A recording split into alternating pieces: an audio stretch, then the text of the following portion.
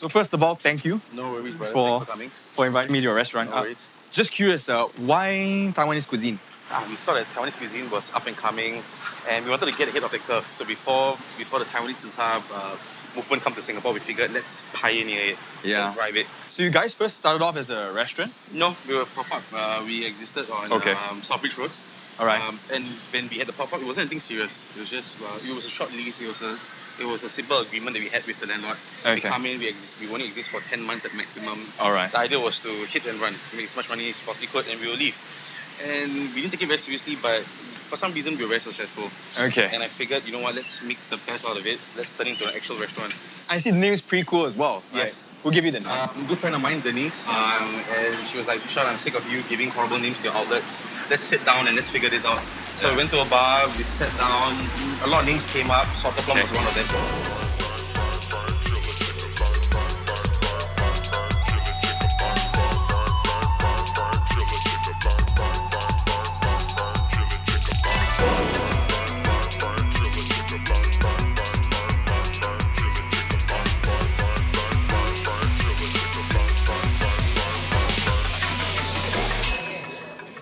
Is it rude of me to say I'm starving? Not at all, bro. I want Starving right food. I want food. Alright, cool. Okay, you said me. Wow. What do So, we have here? alright, so 6 dishes for today. Let me just explain it real quick. Bamboo shoots, burnt chili chicken, Taiwanese sausage patty, our house duro, Brussels sprouts, and smashed potatoes. Wow. Right? Amazing meal, man. Yeah. So just a quick question, like, Yeah. how did this bromance like begin? Like, Bromance. what made you think that he was your man? Okay, to so go for? the first time I met Chef was at an event for one of the previous places that I owned. Was this Club Fresh? And I met him. We hit it off. He left a very good impression on me. And I told him, so this guy is from like a semi-fine dining background. And I told him what he wanted to achieve. But more importantly, I asked him, I said, hey bro, you know what? Like everything you've learned before, but we only go do comfort food. And if you want to do fine dining, charge $8 for a bottle of sparkling water. It's not going to work out. We're not that kind of joint. He's like, okay, let me think about this. And I said, no, don't think about this at all. I'm not leaving without you agreeing to this. And he said yes. Oh. So when I was looking for a concept to build, I was thinking, well, what be relatable to the locals? So Thai food is obviously one of them. But I realized that if I would open a Thai concept, it would just be another run-in-the-mill Thai place. So I was thinking, well, what if I bring Taiwanese food to Singapore? That's relatable. So Taiwanese food, like to the general public, is like lu rou fan, the fried chicken, the meatball soup. Very street food. Right? Yeah. Very street food. Yeah. Only brief I gave to chef was, other than the usual cost parameters, is just make comfort food. Yeah. Cooking Western food for so many years. You kind of develop a basic of understanding food. Yeah. So the main idea here is taking that basic knowledge that you have and applying it with different types of ingredients, knowing how to use it, and then just showing the maximum capability of every ingredient and every cooking technique that we have. Yeah, I guess that's what we're trying to do right here. I wouldn't say we're an authentic Taiwanese restaurant because we are not. We never claim to be, and we would never want to be. Yeah. Right? Like we adapt the menu to make it relevant to our demographic, which is Singaporeans. Oh, it's really good. I kind of like the feel of it as well, like the vibe and the feel of this place. Not just food and the plating and everything, but when I come in here, it's a whole rustic vibe, which is really good, you know, coming from a good way. I think one of the conversations that came up in our frame, we were building a framework for this concept. One of the major talking points was, well, what kind of restaurant will we be? What kind of vibe will we have? And as I mentioned, like we decided that we won't go through that fine dining route or even semi-fine dining because this is not who we are. I mean, look at me and Chef. Like, you won't walk through the door and we're like, oh, good evening, how have you been? We are, hey bro, come in. Like if you call in, you go, hey, Salted Plum, what's up? And $5 multiples, I mean like multiples of $5. Like who came up with this genius idea? Okay. That's your idea? Yeah. So we created the $5-10 model because I was thinking, well, what's the gap in the market today? So there are coffee shops, there are food courts, and there is a space where Salted Plum currently exists. And then there's places like Ding Tai Fung, Jack's Place even. I think it's safe to say that we are sitting on that line in between being a hawker store and being somewhere like Din Tai Fung. Yes. So we are right, like how we cook all the food, right in between the line of being burnt and being carefully golden brown. Yeah. You know, we like that borderline. That's a fatty bird. Even like our rice, we have shiny rice, right? So it's like pork nut, garlic oil on rice. And we saw with people coming in, oh my gosh, it's amazing, but I can't eat a lot of this. I said, well, yeah, sure, but where else in Singapore will you have it? Sometimes even our vegetables, which are like Brussels sprouts, for example. Wait, you have vegetables? Oh, okay. Which is like perfectly healthy, you know, we deep fry it, you know, and we cook it with bacon. Or like the bamboo shoots is a vegetable, we cook it in like a pork lard stock and everything. So we make it, you know. But the things with bamboo shoot, right? Like I never really enjoyed bamboo shoot because I always, well, if it's not prepared right, there's this off-putting kind of smell, like a funk to it, right? And the chef does it amazing where the bamboo shoot really absorb the broth, and it is amazing. So this is actually the only place I eat bamboo shoot. Braising is a thing in Taiwan as well, right? It's a very Yeah. That's I think with Chinese food, it's a lot of braising. The whole idea is using very humble ingredients and turning it into something more than what it is.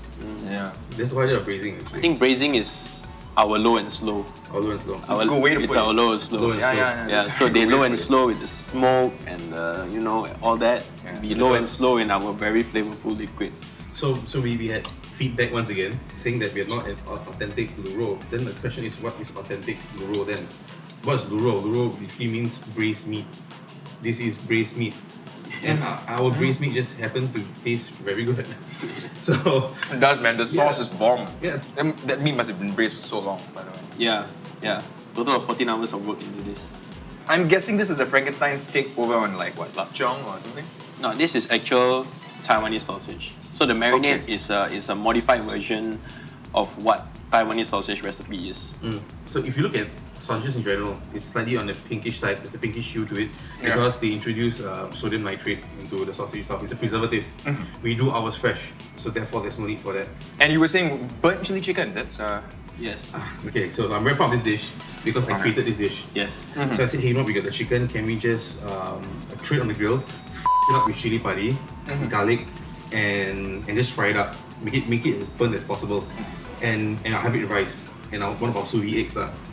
And chef decided that, you know, this wasn't enough, so he had some coriander on it, and it just took the dish to the next level. I would say, you know, at home, a big bowl of rice with this chicken on top, with the sous vide egg, a jug of Ribena, and watch cartoons or something like that. Ribena, not a bourbon or a... No, man. No, Sunday Ribena afternoon. bro, we're not animals, man. Sunday Ribena or Milo ice? Wait, let's try potatoes first. So I'm guessing rendition of street food fries. Yeah. Alright, this is my favorite. Yeah. And that plum powder, that's like a base in a lot of Taiwanese like street food as well. But not all. It's one of those flavors that is nostalgic. So nostalgia plays a part. Like even though our music obviously isn't turned on now, but our music is like Mandarin pop from the mid 2000s. The old school. Yeah. So I think in F&B, in the restaurant business especially, like you sell a complete experience. This is just a vehicle. Thinking about luro, it's a Taiwanese national dish or? At the risk of starting a war, I would just say that it's Chinese.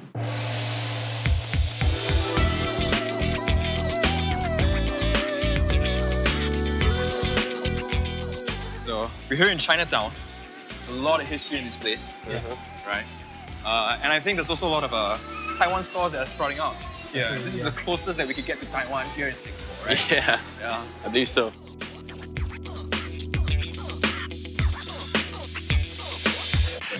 Well, we got here the competition. What is authentic or traditional luro pan? They use the trimmings of the animal. Put in braising liquid, empower the braising liquid with like herbs and whatever local spices that they have, and that becomes a staple. That becomes something more than just rice. So usually comes from like the Hakka and the Han like influence before Japanese occupation, or you talk about I would think so, only because these were the first dialect group, the first Chinese dialect group that migrated to Taiwan. So are they influenced very Hakka-ish or Han-ish? Then yes, I would say so. But we cannot forget that with luro, with the Japanese rice and the luro, the Japanese culture, it came before the war. This was when the Japanese colonized Taiwan. I see. There's this whole wrangle between Taiwan and China, you know. They say it originated from Shandong in China, you know, and of course the Taiwanese, you know, they claim it's their national dish, but what do you guys think? Well, personally, I don't know. But I thank both cultures for giving us great food. Yeah, that's true. That's true. You can do. What do you guys do differently from the normal? I mean, Well, okay, as you can see, what we have in our hands, yeah. original rofan is like minced up. Okay. It's trimmings, it's cut into small pieces and all that. Yeah. And they have a vegetable and they have an egg. So in a way, we take it to a more modern step. Okay. We sous vide our eggs. We put it there because people like that. The jiggly egg. That jiggly, ooey yeah. egg, yeah. And we have our kailan as well, just like how they do it. And of course, we have a full slab, a slab of pork belly, Yeah. so that you visually, people see, oh, I have a slab of pork belly. And I think like the meat to rice ratio has to be there. Yeah. That's Really, true. you want a bite of what you want to meet with every single bite. Which region does this Eurofan originate? I don't know. I don't know Okay. where it originated from, or rather what style this is. But I do know that the south of Taiwan, their braising liquid are typically sweeter. Okay. So that's something that we incorporate into our sauce actually. Yeah. So if you look at our style of Taiwanese food, I would say it's more southern. Yes. You've been to Kaohsiung before? Yeah, many times. Yeah. How's Many it times. there? I love that place. The Yes. food is amazing. Yes, it's different. The food is amazing. Yeah. Wow. So there's a whole new level of cuisine going on. I see. What about Chiofen? I mean, that's a very popular like tourist destination for Singaporeans, right? Like when you go to Taiwan, I want to go to Chiofen, right? Everybody wants to go there. Yes. Like, It's beautiful lah. I mean, like it's on a mountain. Yeah, Like- and the mountain top is it's slightly chill, it's cold. But the only good thing from Chiofen, I would say, is our bamboo shoot. Yes, that Because that dish we had it there and chef loved it. He's like, this is the most amazing dish. Yeah. We got to do something about this. yeah. Talking chicken fillets, right? Yeah. So chicken fillets come from Kaohsiung as well, or is that a whole? No, Did you say? I think fried food in general Okay. belongs to everyone. In every culture in the world, there's some kind of fried chicken or fried protein. yes, they do. And Yeah. fried chicken is the cheapest protein. Yeah, it's the fastest way to cook. The way we do ours is different. The batter is different. We just coat ours in a different flour to get that crunchy and gooey after you deep fry. So it's something like a karaage bits, like how you get in Japanese food. Oh, yeah. But I put chili and pepper powder on it so that it resembles back to the original Taiwanese flavor. I see. That's the one thing that they make our fried chicken very much different from the others is the nori mayonnaise. Yeah. So the nori mayonnaise, we add in the nori flavor to give that extra umami kick. Okay. Yeah. So I'm guessing chef's got to go prep for dinner. No, we gotta go. Yeah, Yeah. we really do. Yeah. Yeah. That's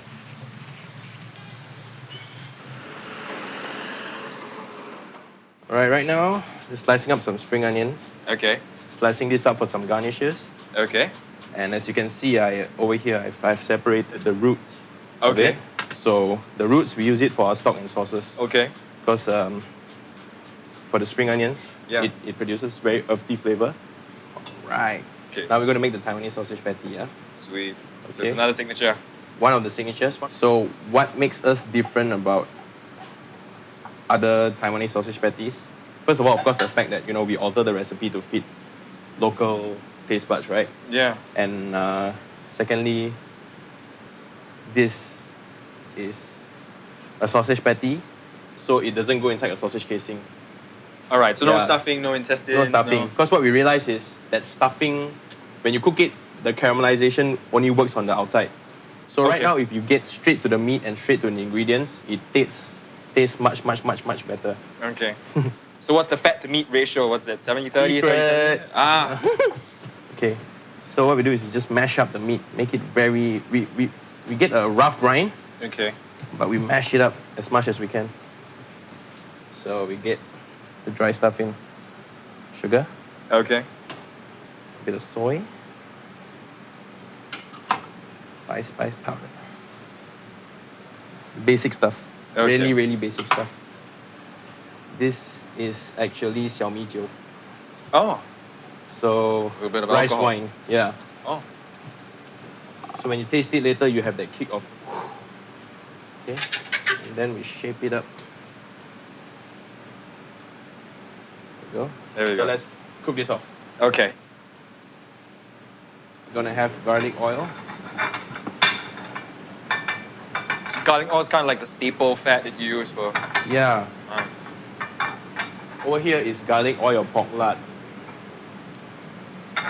Okay. So medium high heat pan.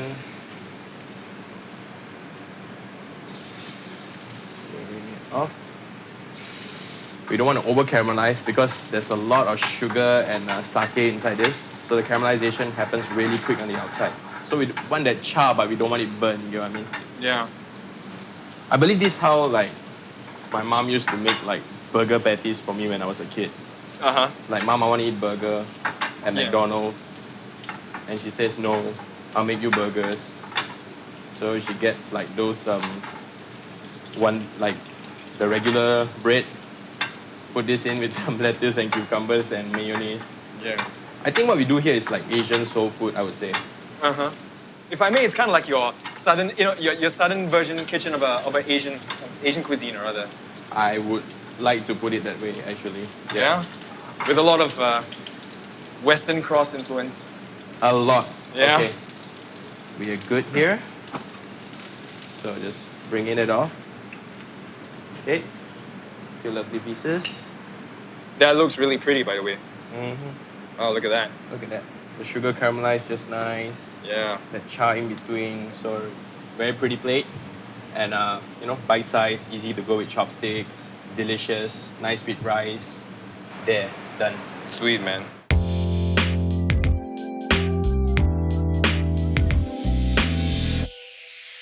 Alright. Now we're going to do the smashed potatoes. So here the smashed potatoes we have already like seasoned and steamed it already. And and it's like ready to go. So I just show you the final process of smashing it. So that's why it's called smashed potato. So you got to be smashed to not too smashed that it breaks apart, but smashed enough for the fryer to actually fry and caramelize the inside of the potato. But in Taiwan, the common one they use is sweet potatoes, or is it just normal potatoes? They use a lot of sweet potatoes as well because their sweet potatoes are very good quality. You can eat it on its own. Okay. So that's the color of it. Okay, so to season, just a little bit of chili powder. Okay. With that spice hit, chili pepper powder, and a shitload of plum powder, like a lot, because that's what we want to get the first hit. So we take it up. Wow. Just like that. So you can see the potato has some burnt bits, like a darker color bits. Yeah. But there you go. Wow. That looks beautiful. Mm-hmm.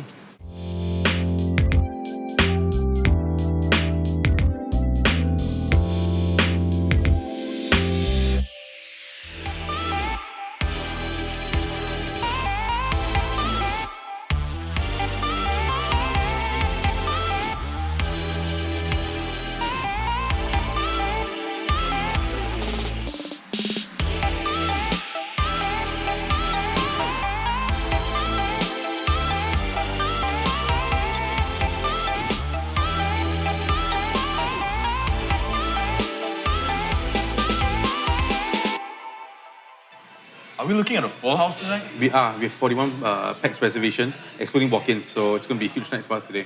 Wow. Yeah. So you're right smack in the middle of Circular Road, right? Yeah. You've got your yoga studios, you've got your poke bowls, Yes. you've got your salads. Yes. And then there's you guys. That's us. Yeah. Yeah, Comfort food. absolutely. So what's the calorie lowdown on like your With no idea. We never bothered counting, never bothered checking. Don't care? We don't care. We really don't care. And the reason is because, when the business of selling comfort food, Right. so, and that's what we care about really. If it tastes good, we put it on a plate and we sell it to you. And most of the time unhealthy food tastes good, right? Yeah, of course. And if you want to go to a healthy joint, just Then get go. out here. Then go and get a poke bowl or some shit. Like, eat cabbage, I don't know. Right. But you do have some vegetable options on your menu. Yeah, we do. Yeah. We have some vegetable options, but there's only 3 main vegetable options. We have the Thailand, we have the kangkong, and our Brussels sprouts. Let's talk Brussels sprouts. That's quite interesting, right? Yes. That's kind of like the American staple hate this vegetable, Yes. right? Hate this vegetable. Yes. Yeah. So, but you guys make it dynamite. It really tastes good. Yeah, so Chef does it in a way where he fries it for a bit, so he cooks up the Right. bitterness, and then he throws it in a pan with a bit of secret sauce, some mushrooms, and house bacon. I see. Yeah. You get that tang at the back as well. The sherry vinegar. The sherry That's the vinegar. secret, I see. Yes, it's one of our best-selling vegetable dishes here. Wow. Yeah, Not bad for a hateless American staple. absolutely, absolutely. Okay, let's talk customer profiling. Okay, demos and everything. Like, Yeah. who are the regulars that come to the Salted Plum? The regulars at Salted Plum are lawyers and bankers in the area, in the CBD. Right. We do have the random elderly folk who will walk in and with a newspaper clipping and be like, oh, I want to try Right. this, I want to try that. So, yeah. But you do get the foodies as well, right? We do. We get a lot of foodies. Bro, just give me 1 minute, bro. Hi guys. How's the food? Great. Yeah. Which one's your favorite? Actually, we really like the butter chicken. Okay. Because I think like it's very supple and the right amount of spice. Oh, wow, thanks. My favorite is the chicken hearts. Okay. Because you can't get, where else can you get chicken hearts for $5, right? Yeah, sure. Okay. Awesome. How's the Brussels sprouts? Is it too salty? No, it's just the perfect amount of salt. Okay, thanks. Okay, thanks, guys. Thanks. So, in terms of the new Salted Plum menu, Yeah, Like so what's- we have a supper menu coming up. Okay. Probably open till late, maybe 3 a.m. Porridge, Taiwanese porridge, Wow. braised items. It's gonna be really interesting. I see. So you're still doing comfort food, Absolutely, yeah. supper food, right? We will Nothing only changes, do right? comfort food.